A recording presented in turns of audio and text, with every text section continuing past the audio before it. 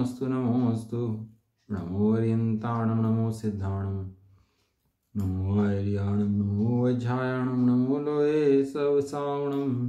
मंगलम भगवान वीरो मंगलम गौतमो गणी मंगलम कुंदकुंदाद्यो। जैन धर्मोस्तु मंगलम सर्वमंगल मांगल्यम सर्वकल्याणकारिकम प्रधानम सर्वधर्माणां जैनम जयतु शासनम जैनम जयतु शासनम। नमः समय साराय स्वानुभूत्या चकास्ते चित्सवाय भावाय सर्वभावान्तर्चिदे वंदितु सब सिद्धे धूमचलमणोऽयं गतिं पत्ते वोच्छामि समय पाहुड मणिमो सुध केवली मणिदम्। जीवो चरित दंसन्नान टिट्ठदो तमीस संयम जान पोगलकम पदेश टिट्ठदम चतम जान पर संयम। ये यत्ति निच्छ गदो समो सवत सुंदरो लोए बंद कहाए यत्ते तेण विसंवादणी होदी सुध परिचिदानुभूदा सवस्वी काम भोग बंद कहा एयत्तस्य उलंभो नवरीण सुलहो विहत्तस्य तम एयत वियत्तम दायेयमपणो सव्यवेण जदिताये जपमाणं चुग्गे चलं नघे तवं न विहोदीयपमत्तो न पमत्तो जाणगो दुजो भावो एवं वणन्ति शुद्धं नादोजो सदुसो चेव व्यवहारेण वदिस्सदीणानिस्य चरितदंसनं नाणं नविनाणं न चरितं न दंसनं जाणगो शुद्धो। हाँ जी, श्री समय सारजी ग्रंथ विराजमान है और इसके अंदर अपना जीव अजीव अधिकार कि जीव अजीव से भिन्न किस प्रकार है इस पर गाथाएं चल रही हैं और गाथा नंबर चल रही है 49 नंबर की गाथा। पढ़ लेते हैं। देखो, हरिसम रूपम गंधम अवत्तम चेदिना गुण मसदम जान अलिंग गहणम जीवम निर्दिठि संठाणम। जीव चेतना गुण शब्द रस गंध रूप व्यक्ति विहीन है निर्दिष्ट नहीं संस्थान उसका ग्रहण नहीं है लिंग से। जीव को 7 बोल से नास्ति दिखाई और 1 बोल से अस्थि दिखाई कि जीव ऐसा नहीं है ऐसा नहीं है ऐसा नहीं है, हैं? लेकिन 7 रूप होने पर भी वो 7 रूप नहीं हुआ। 7 रूप दिखता है लेकिन 7 रूप होता नहीं है। कहीं एक रामायण लिखी राम है और रामायण के अंदर लिखा कि पहले रावण की महिमा बहुत में लिखी। रावण प्रखांड पंडित था, बड़ा विद्वान था, ऐसा था, बहुत महिमा रावण की लिखी। और बाद में एक लाइन लिख दिया कि ऐसे रावण को श्री राम ने मार डाला है या लक्ष्मण ने मार डाला। तो तब महिमा किसकी है, लक्ष्मण की है कि रावण की है? 10 रुपये भर दिया महिमा में रावण की है। और एक लाइन लिखी है लास्ट में कि ऐसे रावण को लक्ष्मण ने मार डाला। तो सारी महिमा किसकी होगी? अब वो सारी जिसने उसे ही मार दिया, जितना बड़ा प्रधान पंडित बन रहा था, इतना बड़ा सब था, सब चीज वैभव थी, शक्तियाँ थी, रिद्धियाँ थी, सब थी, उसे ही मार दिया है। तब कौन बड़ा हुआ? वो रिद्धियों वाला कि जिसने दीवारों को मार दिया वो बड़ा हो गया। उसकी महिमा नहीं करी तो सारी महिमा कर दी उसकी, और उसकी महिमा कर रहे थे तो कुछ महिमा नहीं करी उसकी। ऐसा 7 बोलों के माध्यम से जीव को बताया कि ऐसा नहीं है। और एक लक्षण दिया केवल कि भाई जीव कैसा है? जीव चेतना गुण वाला है। चैतन्य शक्ति जहाँ विराजती है वो जीव है। जहाँ चेतना है, चेतना के अंदर विकार नहीं होता भैया। जहाँ चेतना चेतना चेतना चेतना है, चेतना में विकार कभी नहीं होता। चेतना में विकार हो जाएगा तो चैतन्य शक्ति शून्य हो जाएगी।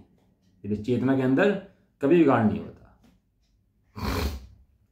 विकार तो भैया पुतल के अंदर होता है, चेतना के अंदर या पर्याय के अंदर होता है। चेतना में कहीं विकार की घटना नहीं घटती। इसके अंदर हमने रसगुण पढ़ लिया, उसके बाद में रूप गुण पढ़ लिया, गंध गुण पढ़ लिया, स्पर्श गुण पढ़ लिया। अब नंबर आता है शब्द पर्याय का। किसका नंबर आता है? शब्द पर्याय। हाँ, शब्द पर्याय। देखो इसके अंदर जो क्रम है ना, आचार्य देव का मैं लिखा था कि जो आचार्य कुंदकुंद देव ने इसका क्रम दिया है वो दिया अरस अरूप अगंध, अरसम रूपम गंधम अवक्तम चेतना गुण मसद्दम अशब्द है, जान अलिंग गहणम। अलिंग ग्रहण है, निर्दिष्ट संठानम, किसी आकार से निर्दिष्ट नहीं किया था, ऐसा है। इन्होंने क्रम दिया, आत्मा अरस है, अरूप है, अगंध है, अव्यक्त है, चेतना वाला है, अशब्द है, अलिंग है और निर्दिष्ट संस्थान है। जो आचार्य अमृतचंद देव ने क्रम पकड़ा वो थोड़ा सा ऊपर नीचे है क्रम के अंदर। उन्होंने क्रम पकड़ा, पहले लिया अरस को, अरस की जगह रखा अरस, अरूप की जगह अरूप, अगंध की जगह अगंध, और चौथा बोल जो अव्यक्त का है उसके अंदर यहां पर अस्पर्श आया। फिर उन्होंने अशब्द पकड़ा, फिर अनिर्दिष्ट पकड़ा, फिर अव्यक्त पकड़ा, फिर चेतना गुण पकड़ा। यानी क्रम पकड़ोगे तो उनके हिसाब से पहला, दूसरा, तीसरा, 7वें नंबर का बोल चौथे पे आया, 6ठे नंबर का बोल 5वें पे आया, फिर 8वां, चौथा और 5वां। इस तरह से उनके क्रम के बोल आचार्य अमरचंद देव के जो हैं वे उन्होंने इस तरह से पकड़े अपने। चलो पढ़ लेते हैं अब आज किसी बात चलेगी, शब्द पर्याय की बात चलेगी। समागे समझाना चाह रहा मैं आपको, थोड़ा लगाना क्रम उसका, आचार्य कुंदकुन देव का और आचार्य अमरचंद देव का। कुंदकुन देव ने जो गाथाएं लिखी हैं उसमें किस क्रम से बोल लिखे हैं, और जो आचार्य अमरचंद देव लिखे हैं वो किस क्रम से लिखे हैं, तो आपको डिफरेंस पता लगेगा इसके अंदर, इनके अंदर डिफरेंस क्या है दोनों के अंदर। अभी बात चल रही है शब्द पर्याय की। शब्द एक चीज बताओ, देखो इन पुद्गल के गुण कितने हैं? 4। स्पर्श, स्पर्श रस वर्ण गंध। स्पर्श रस गंध वर्ण। इंद्रियां कितनी है? 5 अक्षर मन। 5 इंद्रियां कौन सी हैं? स्पर्श रसना घ्राण चक्षु कर्ण। हाँ, स्पर्श इंद्रिय ने स्पर्श का विषय बनाया है, रस ने रस गुण का विषय बनाया, गंध ने गंध गुण का विषय बनाया, आंख ने वर्ण गुण का विषय बनाया। तो 5वां जो वो गुण है शब्द गुण, ये कहाँ चला गया पुद्गल के अंदर से? ये 5वां गुण पुद्गल के अंदर क्यों नहीं आया? पुद्गल के 4 गुण आए, स्पर्श रस गंध वर्ण। स्पर्श रस गंध वर्ण शब्द क्यों नहीं आया इसके अंदर? क्यों नहीं आया शब्द? भाई पुद्गल के 5 गुण आने चाहिए थे, स्पर्श रस गंध वर्ण शब्द। भाई 5 इंद्रियां है कि नहीं है? कि भाई साहब ऐसा नहीं है, पुद्गल के गुण 4 ही हैं, स्पर्श रस गंध वर्ण। शब्द तो पुद्गलों की पर्याय है, वास्तव में पुद्गल के मूल गुण जो हैं तो स्पर्श रस गंध और वर्ण है। क्या है? जब ताली बजाइए, ताली बजाई तो इसमें आवाज निकली ना यहाँ से, तो आवाज जो है ये कोई पुद्गल नया उत्पन्न नहीं हुआ, 2 पुद्गलों के टकराने से आवाज बनती है। जब तालू टकराता है ना, जीभ से टकराते हैं तो टकराने से आवाज बनती है।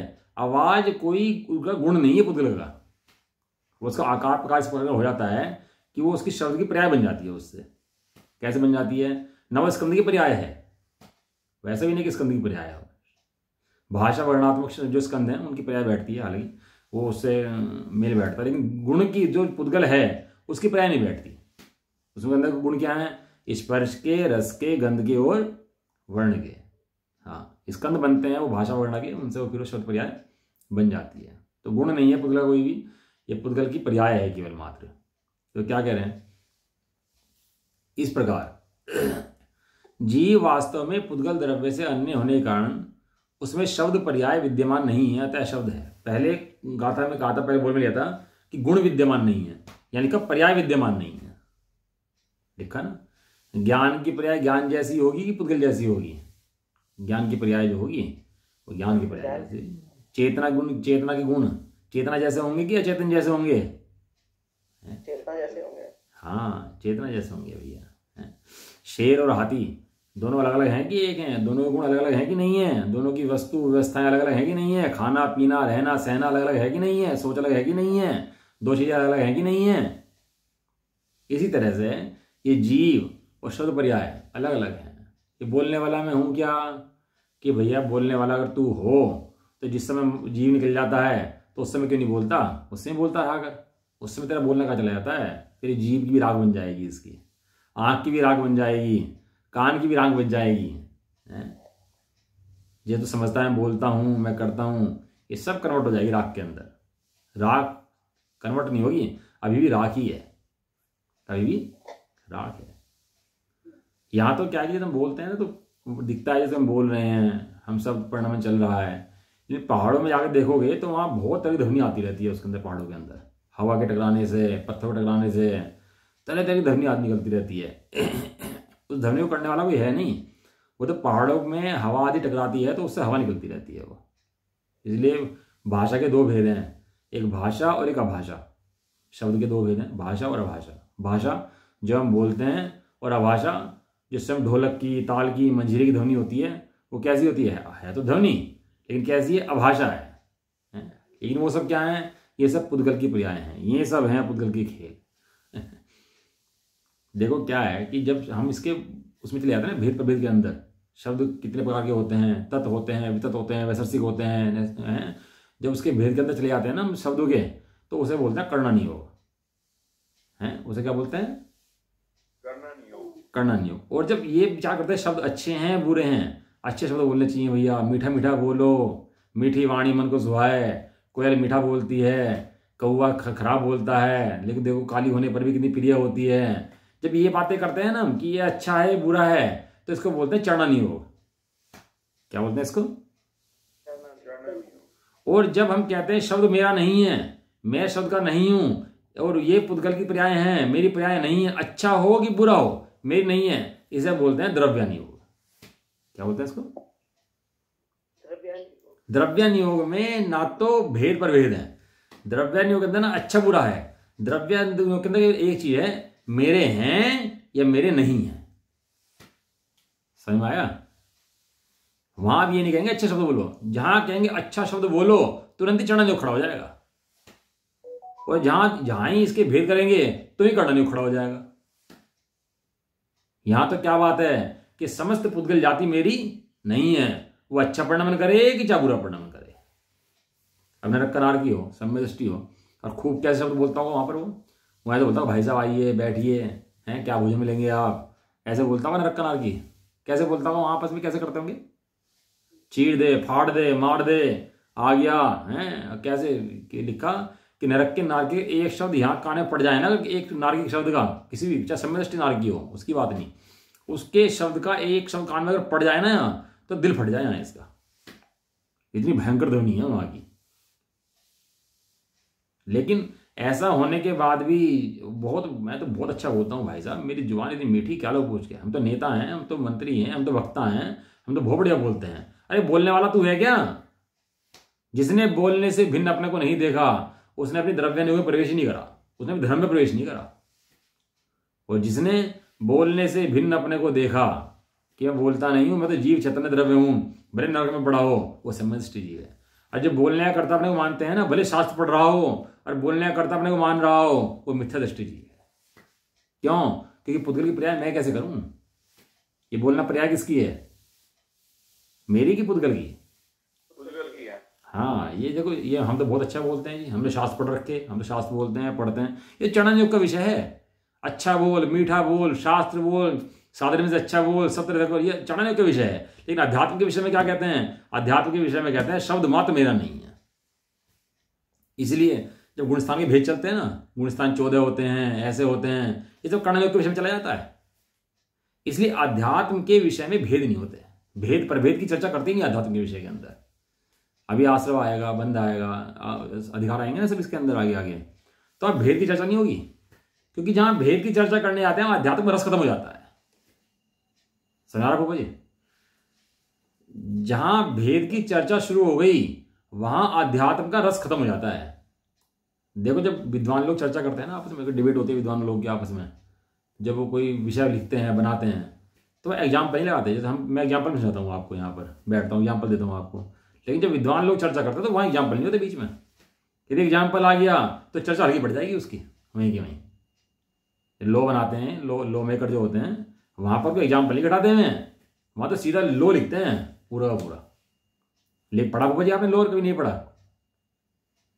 नहीं, मैंने ज्यादा नहीं पढ़ा, कभी बहुत पहले। लो में जो बेयर एक्ट होता है ना, बेयर एक्ट जो सेक्शन वगैरह होते हैं उसके अंदर कोई एग्जाम्पल नहीं घटते।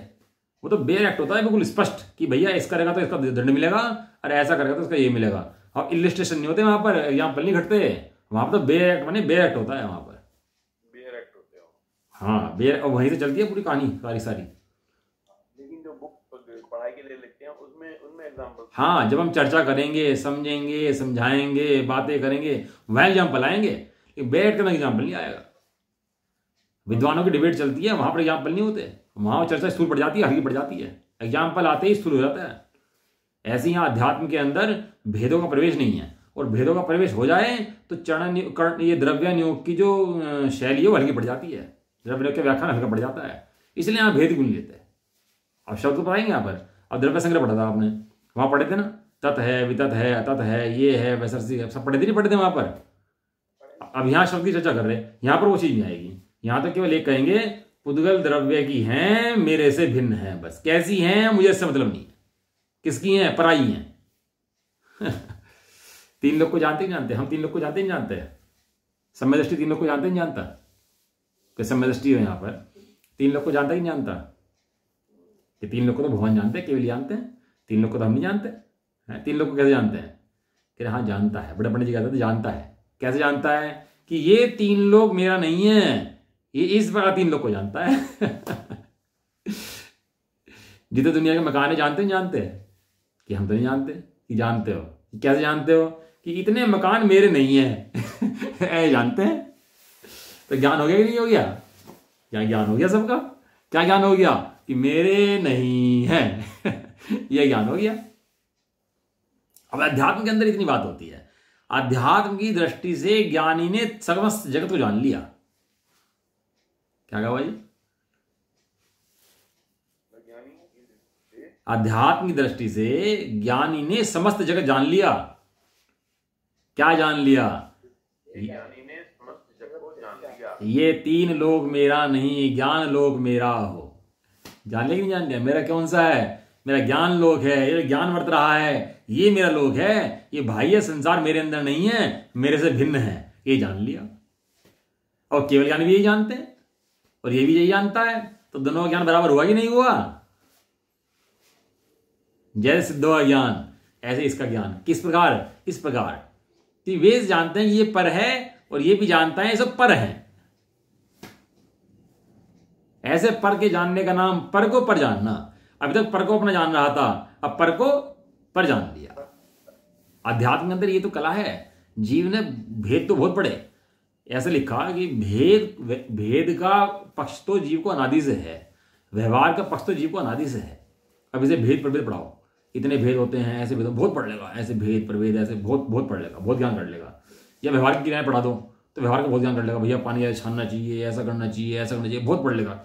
लेकिन शुद्ध आत्मा के शुद्ध नय का पक्ष इस जीव को अनादिकाल से आज तक आया नहीं। अध्यात्म की चर्चा से सुना ही नहीं, आज तक सुना ही नहीं है। ऐसा शास्त्र के अंदर बात आई। भेद रूप पक्ष का व्यवहार तो जीव को अनादिकाल से है, वहां तो पढ़ जाता है, वहां समझ जाता है। लेकिन ये सब मैं नहीं हूं। मतलब शब्द बोलने वाला मैं नहीं हूं, ये शब्द जो बोल रहे हैं ये मैं नहीं बोल रहा, ये पुतली पर्याय हो रही हैं, ये कौन माने बताओ। अभी तो बोलते रहते हैं, अंदर चलता रहा, हाँ बढ़िया है, मैं बोल रहा हूँ, चल रहा है, अच्छा लगता है, मैं बोल रहा हूँ। लेकिन ये तो अध्यात्म कहे कि ये बोलने वाला तू नहीं है। आचार्य ने शास्त्र लिखा ना, तो बाद में लिखा कि ये शास्त्र की रचना मैंने नहीं करी, पुद्गल स्कंदों से इसकी रचना हुई है। पुद्गल की कलम, पुद्गल का पत्र, उसके द्वारा इस शास्त्र की रचना स्वयं ही हुई है। मैं इसका कर्ता नहीं हूं, मैं अमृतचंद्र इस शास्त्र का कर्ता नहीं हूं, ऐसे लिखेंगे इसके अंदर। और हम थोड़े चाला ने पढ़ लेना तो हमें लगता है कि ओ मैं ज्ञानी, मैं ज्ञानी, मैं ज्ञानी। अरे उनकी दृष्टि अखंड ज्ञान पर है, त्रिकाल ज्ञान पर है, अनंत ज्ञान पर है, भगवान के ज्ञान पर है, भगवान पर है, जो अंदर भगवान बैठा उस पर है। ये 6 ऑप्शन ज्ञान पर नहीं है, छोटे मोटे भाग ज्ञान पर नहीं है। शब्द पर्याय है भैया, इसमें शब्द पर्याय के अंदर जीव कैसे जाएगा। यदि जीव जाए तो जीव को फैलना पड़ेगा सारे में। जब मैंने बोला और आप तक आवाज गई तो मुझे भी निकल के जाना पड़ेगा भाई।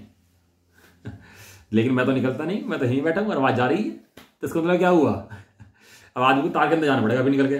मोबाइल में आवाज जाएगा तो मोबाइल पर जाना पड़ेगा उसको, वहीं पर ही आवाज सुनाने के लिए अपनी। लेकिन आदमी जाता नहीं तार के अंदर निकल के, है भैया नहीं है जी, ये वो वहां ही नहीं है। यहां भी जो परिणमन चल रहा है शब्द का, वो शब्द का परिणमन मेरा परिणमन नहीं है, ये शब्द का परिणमन पुद्गल का परिणमन है, और समय चल रहा है, स्वतंत्र चल रहा है। तो ये कहेंगे कैसा होना चाहिए, कि ये बात अध्यात्म के अंदर नहीं है। समझ आया ना, ये जो कहा कैसा होना चाहिए, ये चाहिए कहते ही चढ़ने खड़ा हो गया।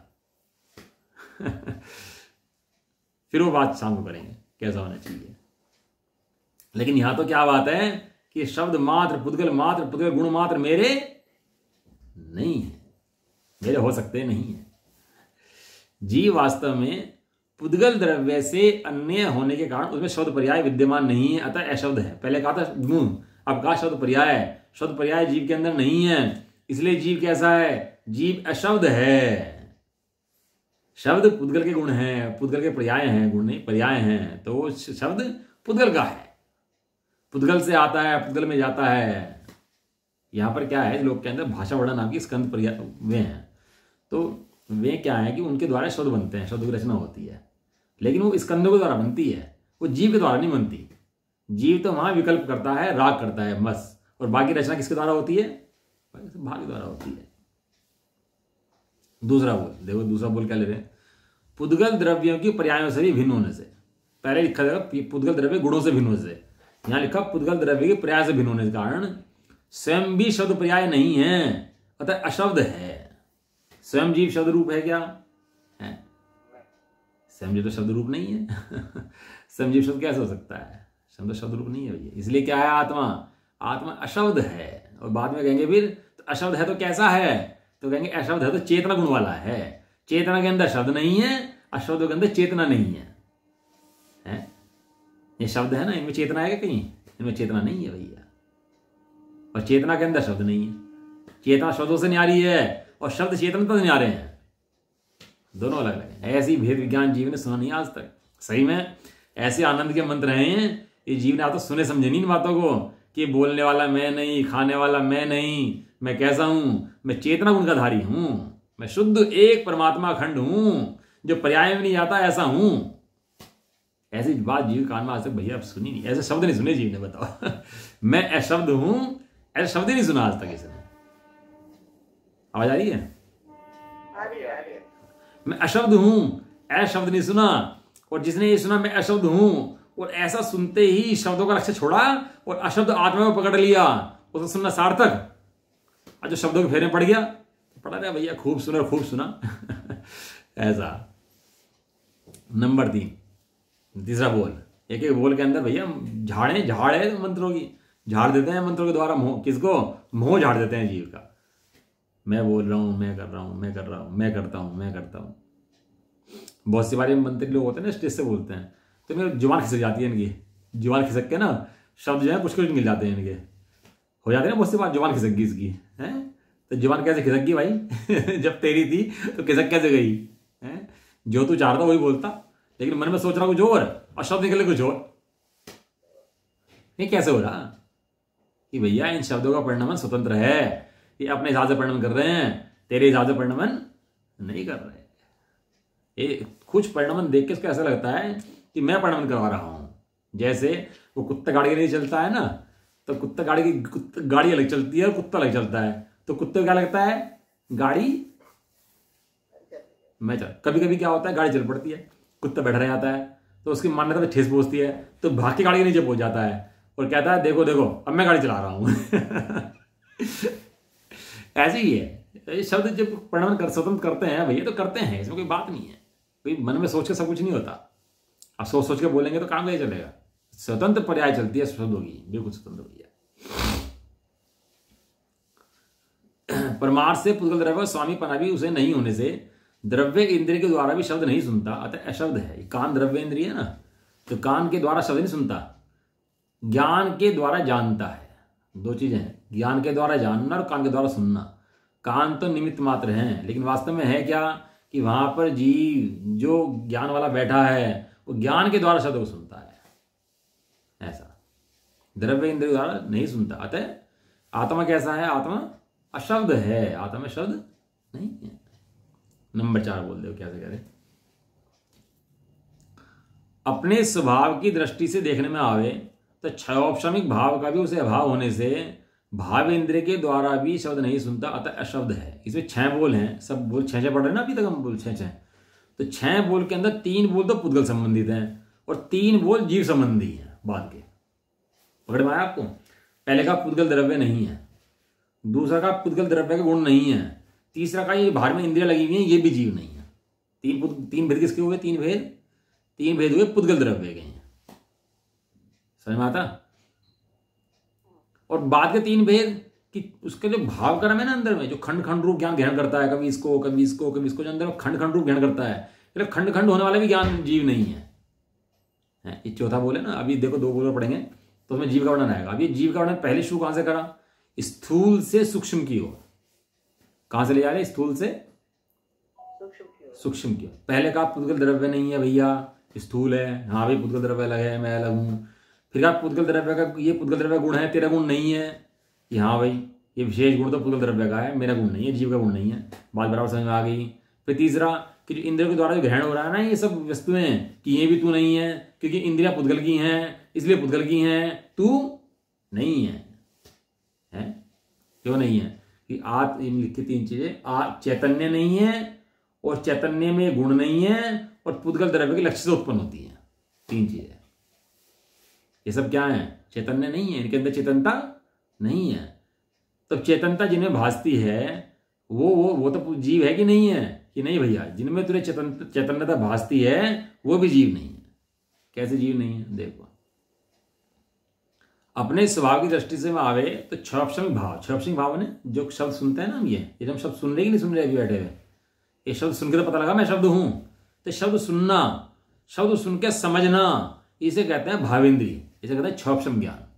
यदि आज कान ना होते और एक इंद्रिय होते तो शब्द सुन पाते कि मैं अशब्द हूं, मैं आत्मा हूं, मैं चैतन्य हूं, शब्द सुन पाते कि शब्द नहीं सुन पाते। लेकिन शब्द सुनने की योग्यता प्राप्त हुई है हमारे को, तो ये शब्द सुनने की जो योग्यता प्राप्त हुई उसे कहते हैं क्षौप्शमिक भाव। क्या कहते हैं उसे, हाँ, एक इंद्रिय, 2 इंद्रिय, 2 इंद्रिय कौन सी, रसना, फिर घ्राण, फिर चक्षु, फिर कर्ण, उत्तरोत्तर ज्ञान की वृद्धि होती नहीं होती। एक इंद्रिय का कितना कम, और 2 इंद्रिय होगी तो, और 3 इंद्रिय होगी तो, और 4 इंद्रिय होगी तो, और 5 इंद्रिय होगी तो, उसके अंदर मन मिल गया तो, और मन मिलने के बाद भी अब सब शब्द बोलने लगा तो, 3 शब्द नहीं बोल पाते, अभी अपने शब्द बोलने लगा तो कितनी उत्तरोत्तर वृद्धि होगी इसकी, हुई नहीं हुई। तो कहते हैं ये वृद्धि व्यवहार वृद्धि है। हाँ, घटता बढ़ता ज्ञान, बहुत सुंदर बात है आपकी। ये बढ़ जाता है और घट जाता है, बढ़ जाता है और घट जाता है, ऐसा। तो जो घटने बढ़ने वाला है भैया वो मैं नहीं हूं, ये अध्यात्म का सार है, बस समझ लो आप। जो आने जाने वाला है वो मैं नहीं हूं, ये अध्यात्म का सार है, ये समझ लो बताओ। ये घट जाएगा, बढ़ जाएगा, आ जाएगा, चला जाएगा, लेकिन मेरा सार रूप बात ये नहीं है। सारभूत बात क्या है, मैं एक जैसा हूं वैसा ही रहने वाला, अखंड, नहीं टूटने वाला, इंद्रियों में नहीं जाने वाला, नहीं घटने बढ़ने वाला, ऐसा परम पदार्थ चैतन्य मूर्ति आत्मा मैं हूं। ये घटने बढ़ने वाले भाव मेरे से अन्य हैं, ये मेरे अंदर नहीं है। ये भैया परम अध्यात्म की मतलब उत्कृष्ट कोटि है, इससे बड़ा अध्यात्म जगत में दूसरा नहीं है वास्तव में। जीव को क्षौप्शम भाव का आनंद तो बहुत आता है, ज्ञान बढ़ जाए, सुन ले, सुना ले, मंच माला माइक कर दे और यश आ जाए इसका, तो उसको बहुत आनंद आता है। लेकिन यहाँ तो भैया ये बात है कि क्षौप्शम भाव का भी उसका अभाव है। क्षौप्शम भाव जीव का नहीं, और जीव में क्षौप्शम भाव नहीं।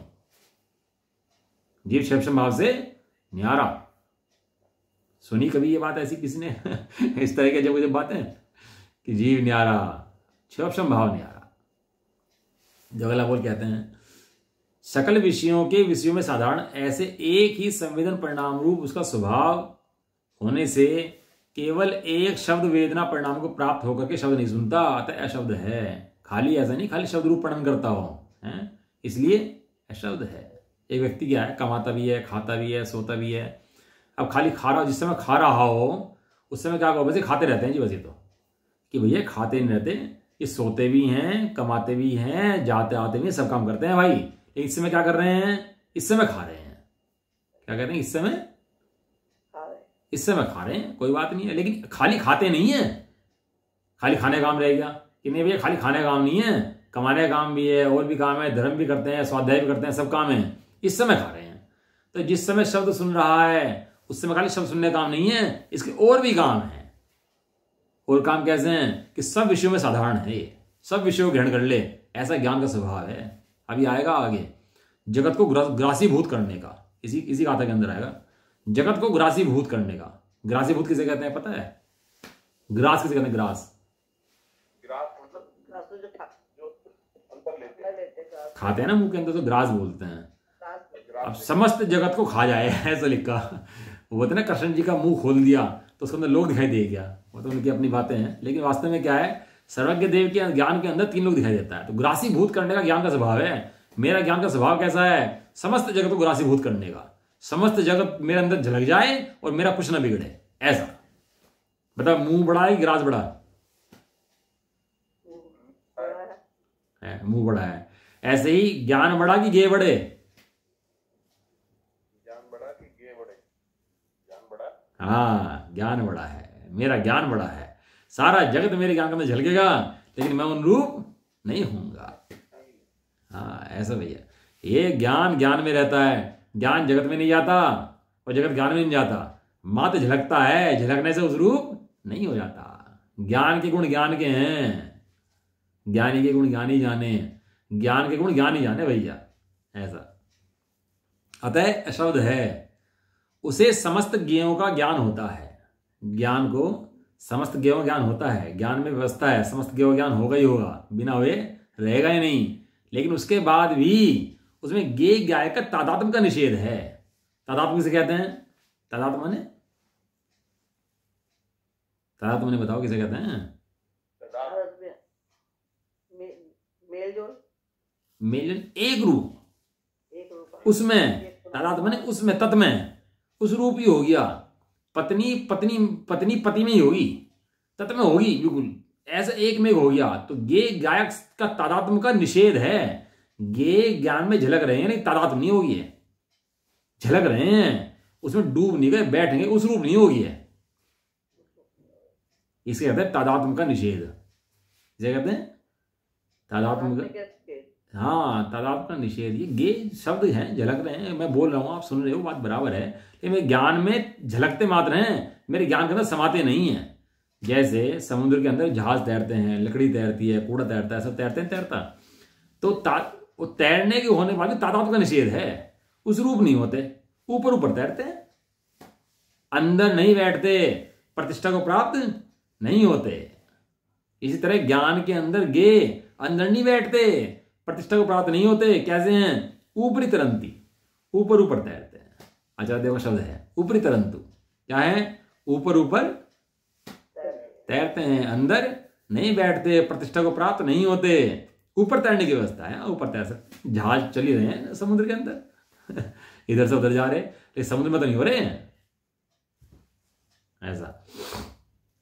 सकल ज्ञेय ज्ञाय तादात्म्य का निषेध होने से, एक रूप होने का निषेध होने से, शब्द के ज्ञान रूप परिणमित होने पर भी शब्द स्वयं शब्द रूप नहीं परिणमता। शब्द का ज्ञान तो होता है, यदि ऐसा निषेध मान लोगे तो फिर व्यवहार का अस्थि हो जाएगी। तो व्यवहार की स्थापना करी कि शब्द का ज्ञान होता है। वास्तव में शब्द के ज्ञान के काल में भी ज्ञान को ज्ञान का ज्ञान होता है, शब्द का ज्ञान नहीं होता। जिस समय शब्द का ज्ञान हो रहा है उस समय ज्ञान को अपने ज्ञान का ही स्वाद आ रहा है, शब्द का ज्ञान नहीं हो रहा, ज्ञान को अपने ज्ञान में जानने आ रहा है। निश्चय अपेक्षा की बात है भैया। व्यवहार से कहते हैं कि शब्द के ज्ञान रूप परिणत होने पर भी अब स्वयं तो शब्द रूप नहीं हो गया है। जहाज समुद्र में तैरने पर भी समुद्र तो जहाज रूप नहीं हो गया है। शब्द का ज्ञान ज्ञान में होने पर भी ज्ञान तो शब्द रूप नहीं हो गया कि भैया, नहीं होता, कभी नहीं होता। इसलिए शब्द के ज्ञान रूप परिणत होने पर भी स्वयं शब्द रूप नहीं परिणमता, अतः अशब्द है। बहुत भैया अभ्यास कराते हैं आचार्य देव, एक एक बोल से कराते हैं। जहां जीव को भ्रांति, 5 विषयों की भ्रांति जीव को बहुत है। 5 इंद्रियों के विषयों में अनादिकाल से जीव मस्त है, त्रस्त है, व्यस्त है, अभ्यस्त है, लगाया उन्हीं के अंदर ही 5 इंद्रियों के विषयों में। दिन से रात तक का सारा पूरा कोर्स दिमाग में है कि नहीं है? तो सब काय का है? सब 5 इंद्रियों के विषयों का, 5 पापों का और 5 इंद्रियों के विषयों का अभ्यास इस जीव को अनादिकाल से है, लगा रहता है इन्हीं काम के अंदर ही, छूट नहीं पाता। लेकिन आचार्य देव एक एक बोल के माध्यम से इसको अभ्यास कराते हैं कि भैया तू इन सबसे भिन्न एक ज्ञायक पिंड भगवान आनंद मूर्ति है, तू इन रूप नहीं है। पुद्गल द्रव्य तेरे से सर्वथा भिन्न है, सर्वथा भिन्न है। तू पुद्गल द्रव्य रूप नहीं है, पुद्गल तेरे द्रव्य रूप नहीं है। भैया मिथ्याज जो है ना नींव में बैठा हुआ है, जहर जो है ना नींव में भरा हुआ है। आपको मकान तोड़ना हो, नया बनाना हो, तो क्या करते हैं, पहले मकान तोड़ते हैं, फिर उसकी नींव हटाते हैं उसकी। क्या बुआ जी, नींव हटाओगे नहीं हटाओगे उसकी, जो पुराने मकान की है? बिल्कुल हटानी पड़ेगी। जब नींव हट जाएगी फिर नक्शा बनकर दोबारा पास हो बनेगी जब बिल्डिंग, उस नींव के ऊपर नक्शा नहीं बन पाएगी। इस तरह हाँ, जड़ अंदर तक खोदनी पड़ेगी, अंदर तक निकालनी, एक एक ईंट निकालनी पड़ेगी अंदर तक की उसकी। थोड़ा सा भी रहेगा तो दिक्कत करेगा। इसी तरह ये जड़ों के अंदर ना हमारे घृत और घृत मिथ्यात्व का जहर बैठा हुआ है। क्या करना पड़ेगा, उस जहर को अंदर तक साफ करना पड़ेगा, तब जाके मोक्ष का महल खड़ा होगा। मोक्ष महल की नींव धराई, मोक्ष महल की नींव धरोगे नहीं धरोगे, तो कैसे धरोगे, इस मिथ्यात्व की नींव हटाने के बाद मोक्ष महल की नींव धरी जाएगी। पहले प्लॉट को प्लेन कर देते हैं, भैया प्लॉट सारा प्लेन कर दो अब जा सारी नींव भी सब साफ कर दो, अब करेंगे नया काम है। ऐसे भैया ये शब्द पुद्गल रूप है, जो जीव रूप नहीं होता, चेतना रूप नहीं होता, और चेतना पुद्गल रूप नहीं होती। चेतना चेतना है भैया। कहाँ भैया कांच को रत्न समझ के बैठ गया तू है, एक ये कांच है तो तू रत्न है, चिंतन चैतन्य चिंतामणि रत्न है तू कहाँ है में बैठ गया भैया। ऐसा इस प्रकार 6 प्रकार के बोल से स्पर्श का निषेध किया, अतः वह अशब्द है।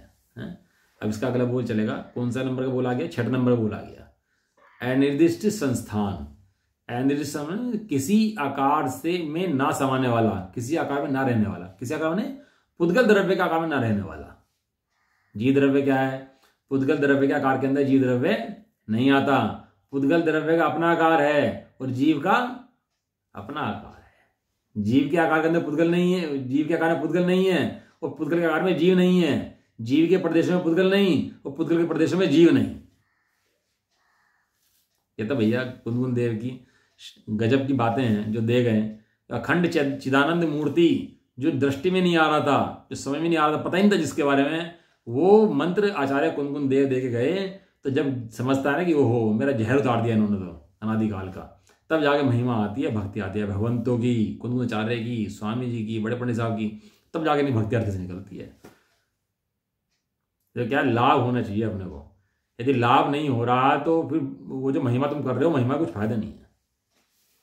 क्या होता है भूपा जी, बहुत से जीव की ना यश प्रकृति आ जाती है। आंटी अम्मा जी, बहुत से जीवों की आती है यश प्रकृति आ जाती है। तो यश प्रकृति आने से क्या होता है, दुनिया पूजती है उसको।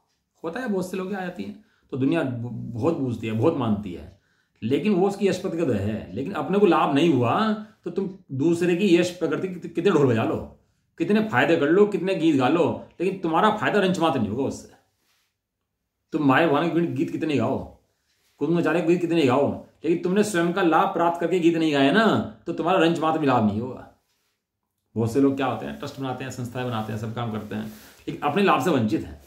जो प्रयोजनभूत बात है वो नहीं समझते, तो कहते हैं भैया तू जो करने योग्य कार्य है वो तो करता नहीं है, और जो करने योग्य कार्य बाद का था वो तू पहले करता है। तो कहते हैं तू जो करने योग्य कार्य पहले है ना, तो उसको पहले कर। करने योग्य पहले कार्य पहले क्या है कि इन्होंने कहा अशब्द है, तू अशब्द समझ, पहले बताना बाद में, पहले समझ ले। और ये क्या करता है, सुनते ही समझाने भाग जाता है, सुनते समझाने भागता है। अरे भैया समझाने बाद में भागना, पहले समझ तो ले भाई, शांति से बैठ करके बात क्या कह रहे हैं। अब वो बस मैं दुनिया को समझा दूंगा, मैं दुनिया को पढ़ा दूंगा, मैं ट्रस्ट खोल दूंगा, मैं इतने बच्चे पढ़ा दूंगा, मैं साधु लगा दूंगा, मैं ऐसा कर दूंगा। तूने समझ लिया भाई तूने समझ लिया। भाई साहब लेते हैं, एक महिला ने मुंबई में दे रहे थे ना प्रवचन, तो कह रहे कि एक महिला ने खाना बनाया बहुत टेस्टी, पूरी मुंबई जमा दी, पूरी मुंबई को खिलाया। अब खुद खाया नहीं, मेहनत करते करते भूख से मर गई तो बताओ उसको कितना फायदा हुआ पूरी मुंबई जमाने का। उसे भैया कोई फायदा नहीं हुआ। इसलिए जिसने सुनकर समझ लिया वो पहला धर्मात्मा है, पहले नंबर का श्रोता है। वो सुने और समझे, सुने और समझे, वो पहले नंबर श्रोता है। सुने और समझाए, सुने और समझाए, वो दूसरे नंबर का वक्ता है। आचार्य देव ने कहा कि मैं अनुभव से लिखता हूं और तुम भी इसको अनुभव करना। कहा था नहीं, कहा था गाथा नंबर कौन सी थी, तम एयत वेयत्तम दाहेयम अपनो वैवी वेण जय दाय प्रमाणम चुग्गे छलम कहते। मैं अपने वैभव से, निज वैभव से तुम्हें समझाता हूं, तुम भी इस बात को निज वैभव से समझना। ये आचार्य कुंदकुन ने गाथा लिखी थी 5 नंबर की, लिखी। अरे तूने पहले दया करो अपने पर, पहले समझाओ अपने को, पहले अपने को शुद्धात्मा देखो भैया, जगत को बातें बताना। पहले तुझे तो महिमा है कि बात है क्या, तू महिमा की महिमा तो करता है, लेकिन मैं ज्ञान स्वभाव की महिमा नहीं करता। महिमावंत की महिमा नहीं आती, महिमा की महिमा आती है। बस बहुत बढ़िया हो गया, यश का प्रकृति उदार किसी का, बस लग गए पीछे उसके। तुझे क्या लाभ मिला, तुझे तो बताते हैं कुछ नहीं भैया। पीछे सिर्फ रख दी, तुम्हें 1 करोड़ रुपए दे दो, तुम्हें 1 लाख रुपए दे दो, बस वहां भी सेठ दिखाई दे रहे और महाराज दिखाई दे रहे। अब शुद्धात्मा का दिखाई देगा भाई, ये तो बताते हैं। हमारे गुरु आचार्य कुंदकुंद देव हैं, शुद्धात्मा देखते हैं, शुद्धात्मा दिखाते हैं, अन्य कोई अपेक्षा रंच मात्र नहीं, अन्य कोई अपेक्षा रंच मात्र नहीं। बड़े पंडित के पास कोई बड़ा से बड़ा धन्ना सेठ पहुंच जाए, कुबेर पहुंच जाए ना, तो कोई कीमत नहीं थी उसकी वहां पर जाकर के भी। शुद्धात्मा दिखाते थे, शुद्धात्मा देखते थे उसको, और कोई कितनी बड़ी बात कहते हैं, शुद्धात्मा दिखाते थे उसको वहां पर। जब भैया शुद्धात्मा देखे और शुद्धात्मा दिखाए, उसका तो धर्म है, और अन्य अपेक्षाएं रखे तो फिर भैया वो लूट जाता है, फिर वो आगे ऐसा। ठीक है जी, समय हो गया। सहजानंदी शुद्ध स्वरूप